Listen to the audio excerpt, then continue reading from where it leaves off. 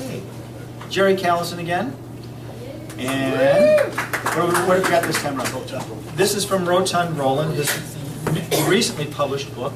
Give a little bit about it, because it is actually kind of an interesting piece. Go ahead. Rotund Roland is an anti-bullying story.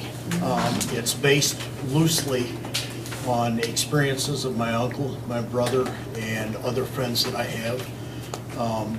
The characters, I didn't want to be stereotypical. So rather than the little kid, Roland has gigantism, which was what Andre the Giant had, which made him so large. There are a number of different issues that are covered in the book, and I didn't try to write a tell-all or anything of that sort, but I tried to write a story that people would relate to, that would resonate, and that in turn they would learn from. So from the beginning of Rotund Roland, Roland is my name, but that isn't what most people call me. Rolly, Roly-Poly, Tubby, Toby, Toby Lard, Fatty, Lard Butt, Hugo, pronounced Hugo. And even worse were names that I was called when I was young. As I got older, the names intensified. My mom would wash my mouth out with soap if she heard me say them. Born with gigantism, which is what Andre the Giant had, I've always been big. In first grade, I was 3 inches taller than anyone else in my class and weighed 20 pounds more than the heaviest kid. In fact, I was bigger than most third graders. By the time I entered 8th grade, I was already 6'1" and weighed in at 295 pounds. Then I hit a growth spurt and reached the height of 6'8" at the beginning of my freshman year. I also hit 450 pounds en route to my weight of 480 by the end of my sophomore year. Sports were never an option. I pretty much hid myself away in the house when I didn't have to go to school, and I missed as much school as I possibly could. The constant torment and abuse from other kids was more than I could bear. I considered suicide in the 6th grade when even my teacher started mocking me. Mom wouldn't believe me until I snuck a recorder into my desk one day and taped the teacher calling me fatty and stupid. And she told me I would never amount to anything. Mom took the tape to the principal. He just tried to blow it off. So she called a lawyer and filed a lawsuit. I was transferred to another school, but the only thing that really changed was where I got called names, not the names themselves. It was about this time I discovered music, in particular the piano. Mom found a teacher for me, and since I buried myself in the house anyway, I spent hours every day playing. By the time I started high school, I was quite proficient, but I never let on. That would be just something else for everyone to mock. When no one was around, I sang when I played, but I didn't even let Mom hear me. What I didn't know was that my next door neighbor, Connie Swenson, could hear me practicing and singing when I had the windows open, and she thought I sounded good. Connie was a real sweetheart of a girl. She and just a very small handful of others were the only ones who didn't make fun of me. But since I had transferred in 6th grade, we didn't go to school together anymore. That is, we didn't until high school. My high school required fine arts of some sort every year, and since I wasn't about to get up in front of a crowd and make a speech or act, I joined the chorus. Of course, the other kids said it would break the risers.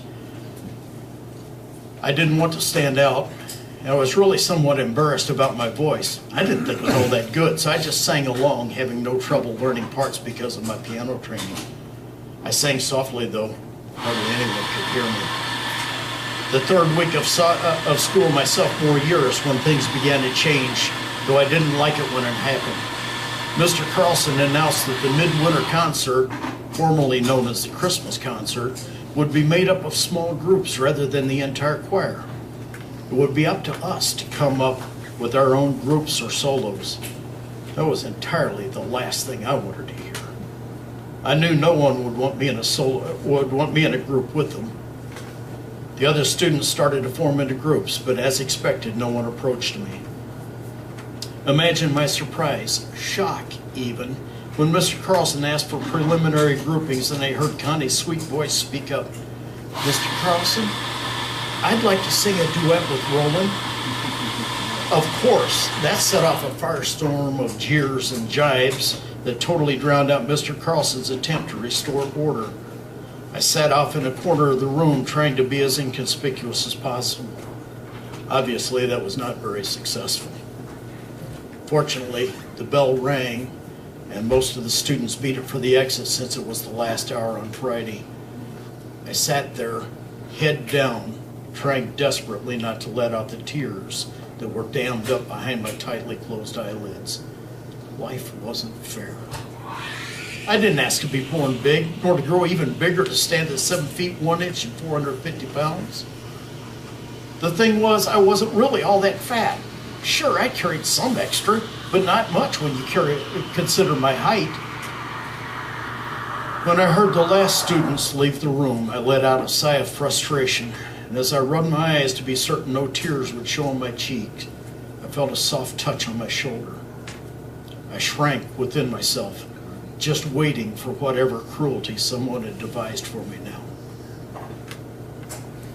I'm sorry I caused everyone to laugh at you, Roland. I didn't mean to. Surprised, I lifted my head slightly and opened an eye a crack to see Connie standing there with a tear dripping from her chin. Why are people so mean? I just don't understand it. You've never done anything to anyone ever, but they treat you like this. I am so sorry. I just dropped my head, nearly losing control of my emotions. Connie was the first person ever to say something nice to me at school that I can remember. I mumbled something about it being okay, but she stamped her foot and nearly yelled at me, "No, it is not okay!" My head popped up, eyes wide, and I stared at her. I was awestruck. For the first time in my life, I had someone other than my mother coming to my defense, telling me I was something worthwhile.